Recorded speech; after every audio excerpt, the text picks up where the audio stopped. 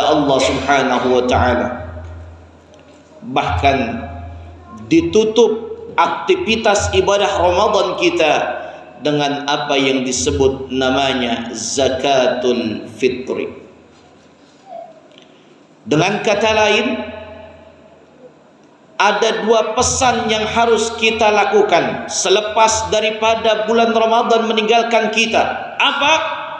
Hubungan baik kepada Allah harus kita jalankan, dan muamalah yang baik harus kita lakukan kepada sesama manusia.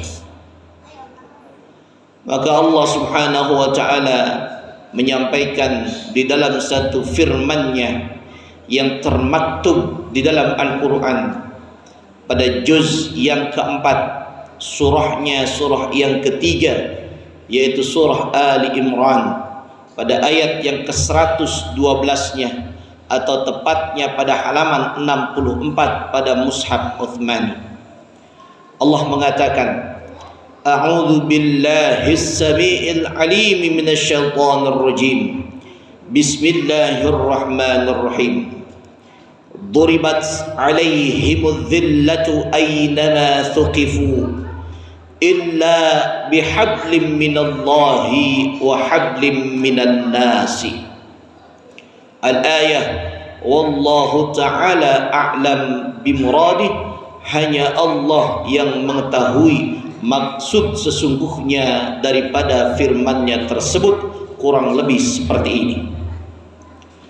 Di dalam ayat tersebut Allah memberitakan kepada kita bahwa kita akan diliputi kehinaan daripada manusia-manusia yang melakukan selain dua hal ini. Apa yang mereka kemudian menimpa kehinaan kepada mereka apabila tidak mereka lakukan dua hal tersebut? Yang pertama kata Allah, yaitu adalah hubungan baik kepada Allah, dan yang kedua adalah hubungan baik kepada sesama manusia. Maka mafhum mukhalafah daripada ayat ini adalah siapa orang yang pengen mulia, siapa orang yang pengen bahagia, siapa orang yang pengen terhormat dunia dan akhirat, lakukanlah dua hal. Yang pertama, perbaikilah, lakukanlah hubungan yang terbaik kepada Allah Subhanahu wa taala, dan yang kedua, lakukanlah muamalah yang terbaik kepada sesama manusia. Saudaraku sekalian, Ramadan telah meninggalkan kita, hubungan baik kepada Allah insya Allah telah kita lakukan. Maka bulan Syawal diawali dengan mengeluarkan zakat di akhir Ramadan adalah proses di mana kita harus melakukan hablum minan nas kepada sesama manusia. Saudaraku sekalian, jamaah salat Jumat yang dimuliakan oleh Allah Subhanahu wa taala. Maka bahasa lainnya hablum minan nas di dalam agama kita bisa kita kenal dengan yang namanya silaturrahim. Makna silaturrahim artinya adalah menyambung kasih sayang kepada sesama manusia, baik itu yang berteman atau tidak berteman, baik itu yang bersaudara atau tidak bersaudara, baik itu yang dekat atau bahkan yang jauh, kita datangi mereka untuk kemudian kita bisa menyambung silaturahim atau menyambung kasih sayang kepada sesama manusia.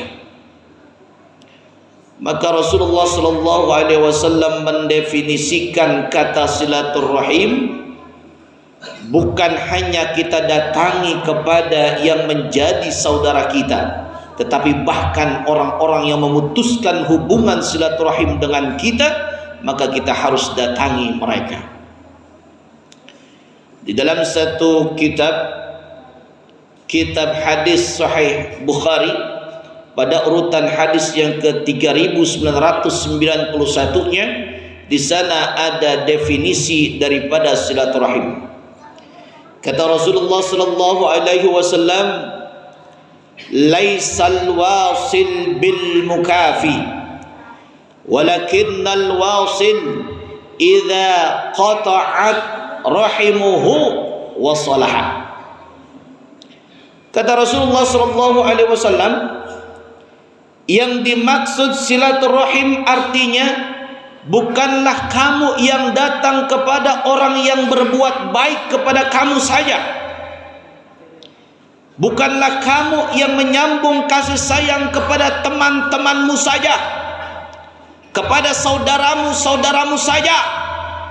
Tetapi kata Rasulullah sallallahu alaihi wasallam, bahkan makna silaturahim artinya adalah apabila ada yang memutuskan silaturahim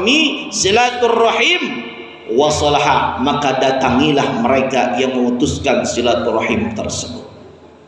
Saudaraku sekalian, inilah makna hablum minan nas yang harus kita lakukan ketika di bulan Syawal. Saudaraku sekalian, lalu apa keutamaan silaturahim yang Allah perintahkan kepada kita, yang Rasulullah sallallahu alaihi wasallam arahkan kepada kita? Yang pertama, saudaraku sekalian, dengan kita silaturahim, Allah akan memberikan mudah kita dalam mengais rezeki daripada Allah Subhanahu wa taala. Dengan silaturahim, Allah akan panjangkan umur kita. Dengan silaturahim, kebaikan Allah akan diberikan kepada kita. Sebagaimana hadis Rasulullah sallallahu alaihi wasallam, "Man ahabba ayyub satalahu fi rizqihi wa ayyun sa'alahu fi atharihi falyasil rahimah." Kata Rasulullah sallallahu alaihi wasallam, siapa yang pengen rizkinya banyak, siapa yang pengen urusan dunianya gampang, siapa yang pengen rizkinya berlimpah ruah, maka silaturahimlah kalian. Dan siapa yang pengen umurnya dipanjangkan oleh Allah Subhanahu wa taala, maka silaturahimlah kalian semuanya. Saudaraku sekalian, itu dua hal yang harus kita pikirkan ketika kita malas untuk bersilaturahim, karena ada keutamaan yang dijanjikan oleh Rasulullah SAW bagi kita yang istiqamah di dalam silaturahim. Bahkan saudaraku sekalian, kata silaturahim itu dikaitkan dengan kata keimanan yang begitu besar dan begitu penting dalam kehidupan kita.